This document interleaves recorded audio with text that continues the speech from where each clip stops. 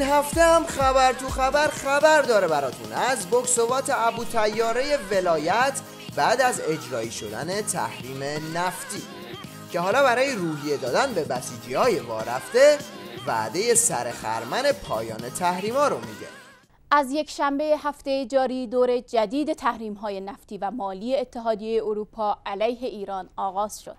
اما سوال مهم اینه که تحریم انرژی در شرایط کنونی جهان تا به کی قابل ادامه است؟ به نظر میرسه که ارزیابان نشون میده که جهان بین الملل، اقتصاد بین الملل، هزاره سوم، اکو استراتژی هایی که در این زمان ما خیلی بیشتر اون رو لمس میکنیم، افول اقتدارگرایی یک جانبه ایالات متحده امریکا همگی نشون دهنده این هستش که جهان بدون ظرفیت ها و ذخایر استراتژیک انرژی جمهوری اسلامی ایران چه در بحث نفت و چه در بحث گاز قطعا نخواهد توانست دوام بیاورد. البته کمی جلوتر که بریم معلوم میشه نگرانی اصلی نظام نه از دوام آوردن جهان بلکه از دوام آوردن نظامه. اینها دنبال این هستن که یک احساسهای نگرانی، احساسهای تردید، اینها رو به مردم در واقع منتقل کنن. برای جلوگیری از گر گرفتن نگرانی‌های مردم هر کدوم از مقام‌های نظام یک قول کشکی تحویل میده، اما از همه دوغکی‌تر وعده‌های معاون دزد احمدی نژاده. اونها نفت ما را تحریم کردن، بانک مرکزی ما را تحریم کردن تا مردم را بیازارند، اما آنها نمیدانند که مردم از این آزرده نخواهند شد. ستاد و قرارگاه زده ایم تا با بیقراری ها و نامردمی ها و نامردی ها و ناجوانمردی های که در یک کلمه همه غرب یک سره در مسیر اون هست بتوانیم مبارزه بکنیم.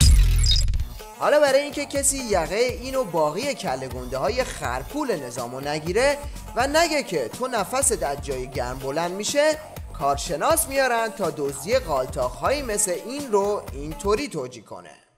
حسادت نکنیم، تحسین بکنیم. آخه میدونید تفاوت ما با بعضی از ما آدم معمولی با آدم‌های خاص داریم. آدم‌های خاص وقتی میبینن یه نفر سوار یک خودروی چند ده میلیونی هست نگاه میکنن و میگن که آفرین، یک، چه خودرویی، دو، این حتما لیاقتشو داشته. ولی آدم معمولی ها نگاه میکنن میگن نگاه کن اصلا این قیافه به این ماشین یا نگاه میکنه نگاه کن این معلوم از یه جایی رسیده بهش، این حق کسی رو خورده، این نگاهه، این قضاوت ما رو نمیتونه به اهدافمون برسونه. ترجمه تصویریش اینه که مال مردم خورا رو تحسین کن. هرچه دق دل هم داشتی مثل این یارو سر ماشین خودت خالی کن. خلاصه میخواد بگه در یک کلام به نظام کاری نداشته باش.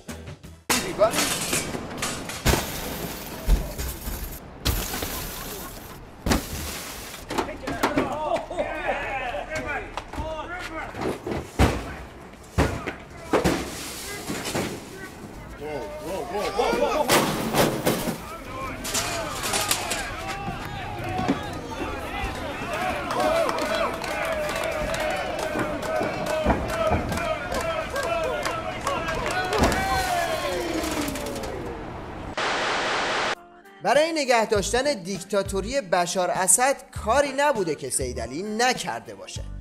از صدور بمب و قاتل گرفته تا تریبون دادن به دیکتاتور برای پس دادن درس هایی که در رشته فریب و دجالگری از عظما یاد گرفته.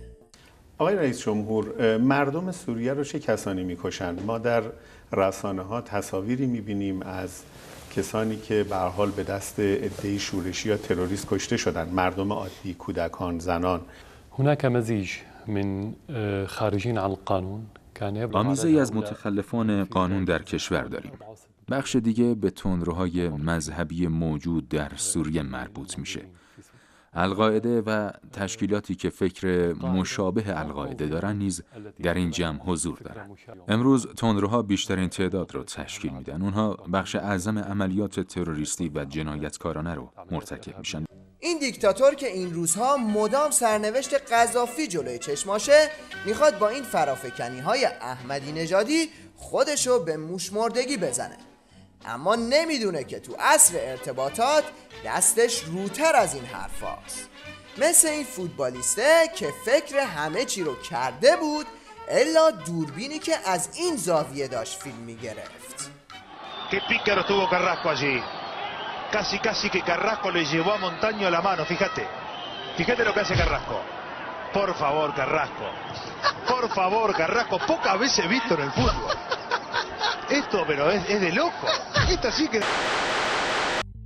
از اونجایی که عملیات ارتش آزادی سوریه تو هفته گذشته خیلی بالا گرفته، سیدعلی به دست و پا افتاد و سفیر سابقش تو سوریه رو انداخت جلو تا مثل همیشه با وارونه‌گویی نگرانی ها رو کاهش بده. تمام این مدت ببینین سوریه منسجم مونده، هم مردم با حکومت موندن، هم ارتش از هم نپاشیده، هم سیستم دیپلماسی و سفراش در خارج کشور از هم نپاشیدن. شما نمیبینید یه سفیر سوریه مثلا پناهنده شده باشه با تمام توطئه‌ای که و نیرنگ‌هایی که سازمان‌های اطلاعاتی غربی به کار میبرن، همه سفرای سوریه، همه دیپلمات‌های سوریه صفر سر جایشون از حکومتشون دارن، حکومتشون که معتقدن دارن دفاع میکنن.